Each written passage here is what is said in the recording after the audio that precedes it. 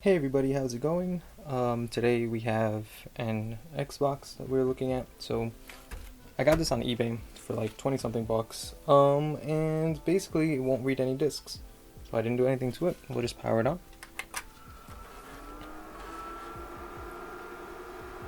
My power's on just fine, as we'll see just now. As you can see there, I'm just gonna bring it up a little bit.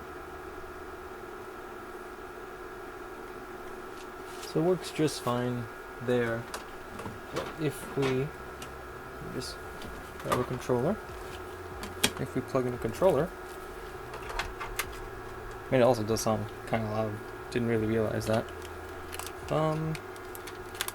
We plug in a controller, and go to the dashboard and open the tray. We're going to try Call of Duty. We'll see when it closes. It doesn't even read. It'll go straight to open tray, which is right there. So we set it. We'll do it once more. So you'll see me open the tray. As we see, it says close tray. Close the tray, and we'll go reading.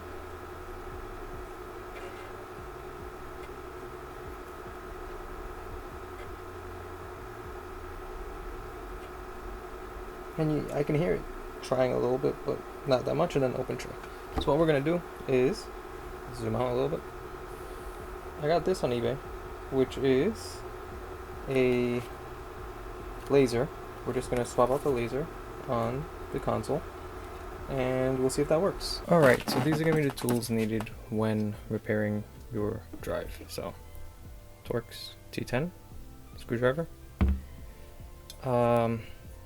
It's an Xbox 360 opening tool, or you can just like pry in. I'll show you later. And I might need one of these. This is a X-clamp removal tool, just in case. So the first thing I'm going to do is remove the faceplate, which comes right off. And then I'm going to remove the top shroud. To do so, you can use a flat head. I'm just going to use the pointy part of this, and we're just going to stick it in both sides. There are tons of guides you can follow. I'm not doing this as a guide. And we're just going to take off the top and bottom vents. So they're like identical clips on both sides. And you're just going through the hole. If you shine some light in it, you can actually see where each one is. So yeah.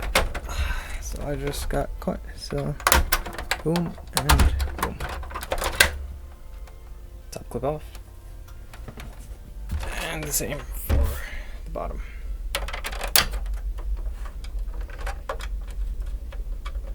So tip, wherever these are, where the holes aren't see-through, that's usually where a clip is. Not usually, that's where the clip is going to be.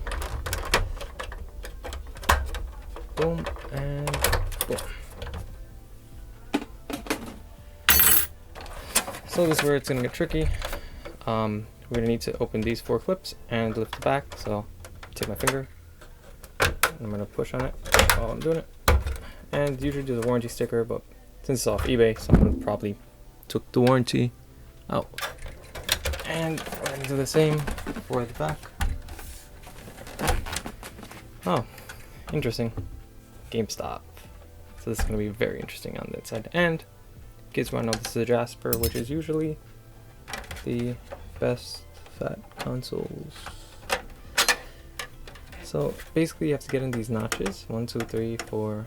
I think there's 1 here and 2 here. So you can either use the tool, or you can just kind of get like a flat head, small flat head in there, and takes off bottom shell.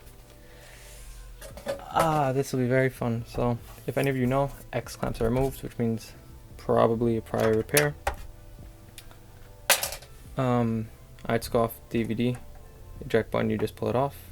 So to remove the top, we need to remove 1, 2, 3, 4, 5, 6.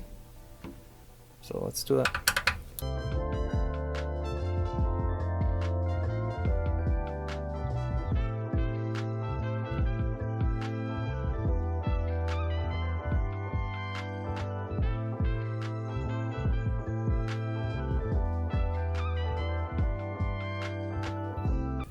So those 6 are out.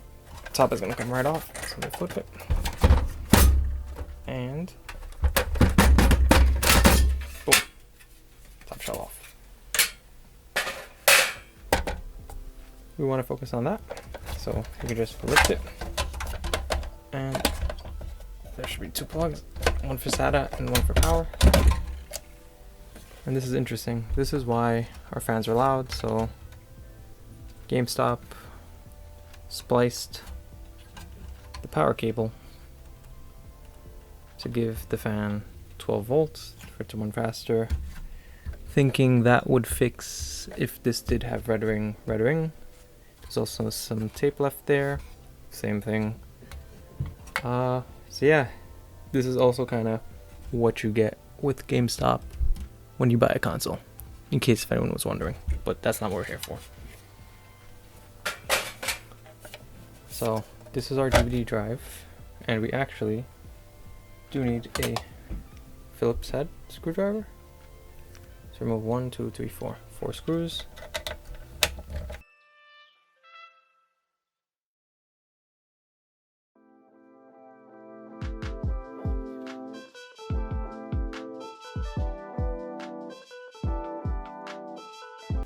And now bottom's gonna come off. Whatever. And top should come off. Forgot to take on the Call of Duty. Take that out. So this is what we need to replace. So to do so, it's actually a lot more in depth than I remember. We need to get the disc tray to open. So right in here, if we stick this in, we can turn it, and you can actually see the bottom dropping. Pull this all the way out. So to get this laser out, we'll unclip it like so. That's out. We need a smaller Phillips head to remove this, which holds the laser down. So we'll just unscrew it. Lifts that right out. And then we need to remove this one and this one so the laser can come out of the arms that are holding it in. So we're going to use the bigger Phillips.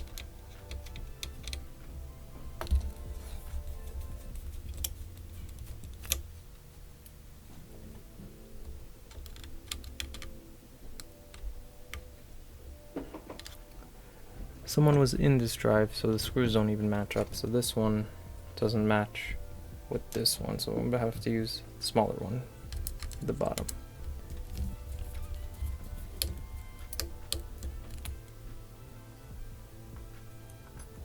And now the whole laser can just peel off. So let's see if I remember how to do this correctly. So boom. This stick should, guess we can loosen this one a tad bit. Go. And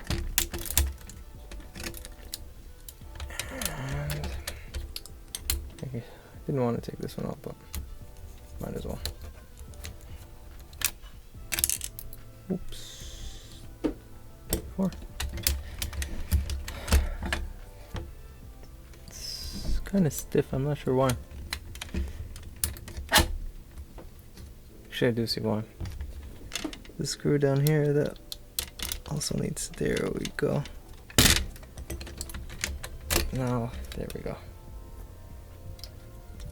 So, this is out. Don't even need it. You can buy a new laser for about $6 on eBay, which will probably last you longer than cleaning that. So, our new laser looks exactly the same, so it's going to go in this orientation. but there's a small solder blob right there that you need to remove because that's for ground. So just take that. Come on. Oh, there we go. Clean my head. Put it back. There you go. And you basically want to redo what we did to take it out. So this way,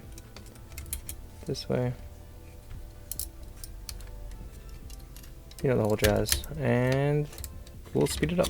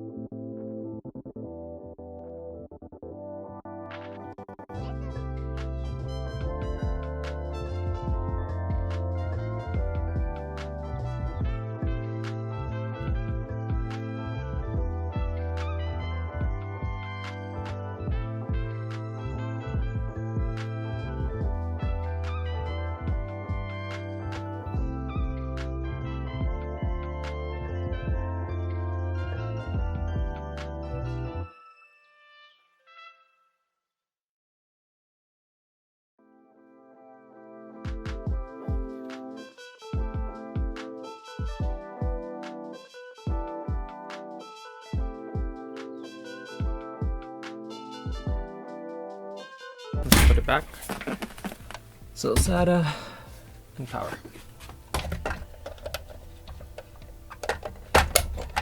SATA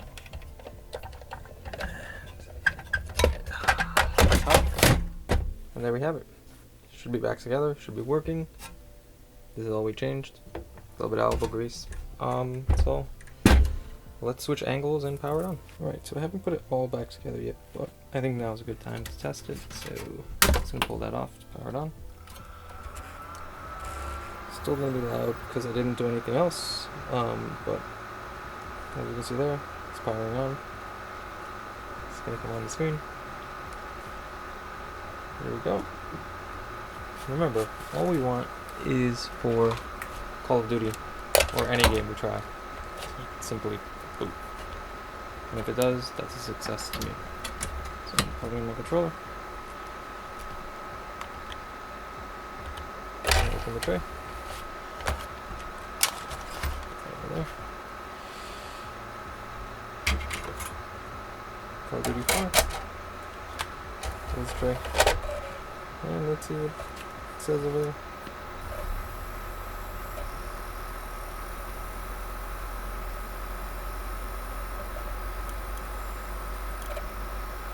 And there we have it. Reading Call of Duty. Well, it reads a game. The issue with my games I can show you guys.